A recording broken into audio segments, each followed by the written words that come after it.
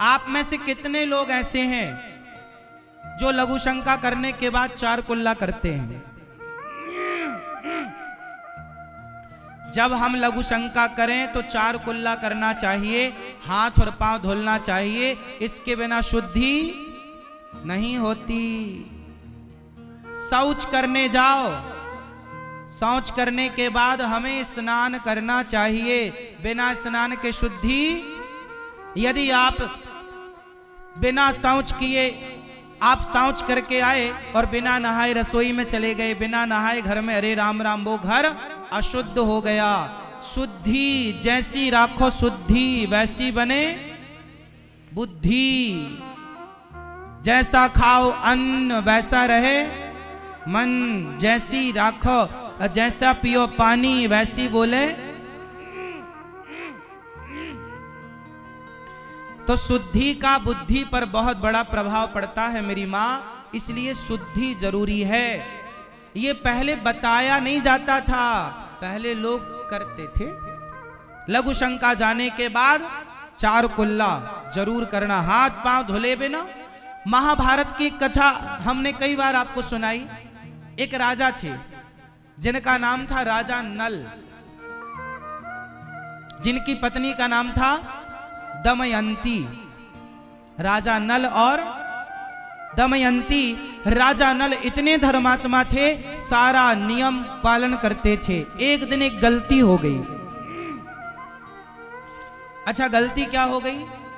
गलती ये हो गई कि उन्होंने रात्रि को लघु शंका आई और लघु शंका करने के बाद उन्होंने कुल्ला तो किया, पर पांव धुलना, पांव में जल डालना भूल गए, जिससे कलयुग उनकी बुद्धि पर आकर बैठा और बाद में क्या क्या तांडव किया, वो बहुत लंबी कथा है राजा नल की। जुआ में सब कुछ हार गए, बुद्धि में कलयुग बैठ गया ना, सब हार गए। पत्नी को जंगल में छोड़ के जाना पड़ा, कपड़े तक पहनने को नहीं रहे। ये सारा नाच कलयुग ने नचवाया, इस कारण बुद्धि में बैठ गया। क्योंकि जहां भी, अच्छा ये बताओ, ज्यादा मक्खियां कहां होती हैं? जहां शुद्धि होती है वहां, या जहां गंदगी होती है, अशुद्धि होती है वहां? बताओ मेरी माँ, मक्खी ज्यादा कहां होती है? साफ सुथरी जगह में या गंदगी में? हाँ ना? तो आप जब लघु शंका करोगे और शौच करोगे और नहाओगे नहीं, हाथ पांव नहीं धुलोगे, तो बताओ आपकी बुद्धि में, आपकी बुद्धि में कौन बैठेगा?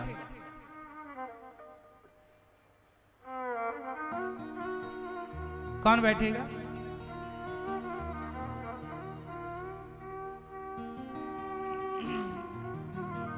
कलयुग बैठेगा,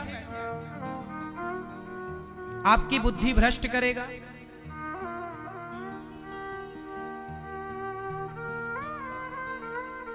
देखो, 2 चीजें होती हैं, एक नेगेटिविटी होती है, एक पॉजिटिविटी होती है।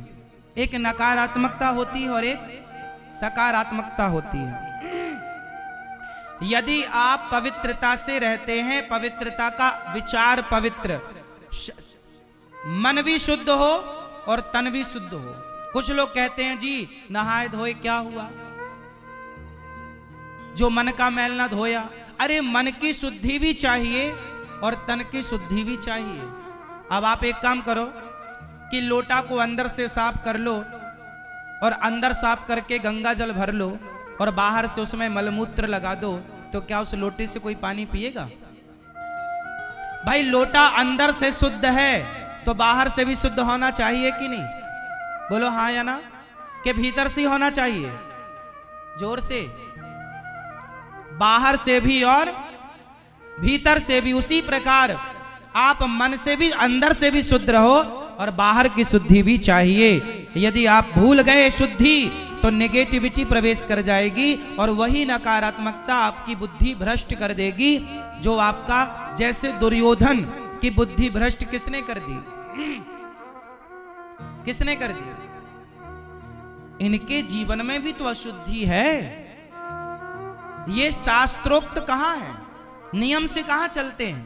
पांडव नियम से चलते हैं, उनकी बुद्धि पवित्र है। कौरव नियम से नहीं चलते, इसलिए इनकी बुद्धि अपवित्र है। भाई जो जितने नियम से रहेगा, अच्छा नियम से चलने वाला दुखी तो हो सकता है, परेशान हो सकता है, पराजित कभी नहीं हो सकता।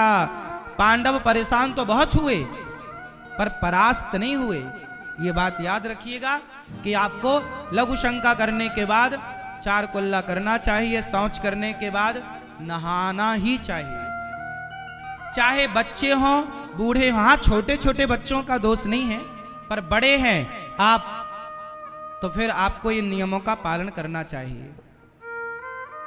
आप जी नहाते हो शौच करने के बाद के बिना नहाए घूमते हो?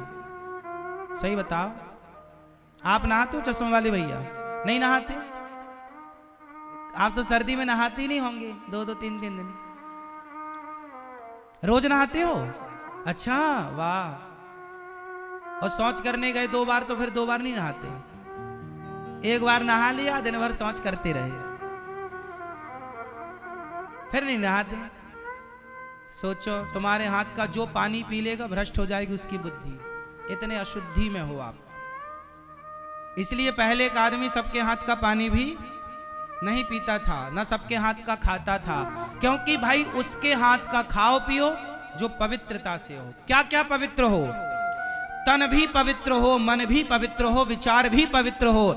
अब आप बताइए, अब मांस खाने वालों के हाथ से आप पानी पियो और मांस खाने वालों के हाथ की रोटियां खाओ तो तुम्हारी बुद्धि कैसी होगी? जैसा खाए अन्न वैसा रहेगा मन।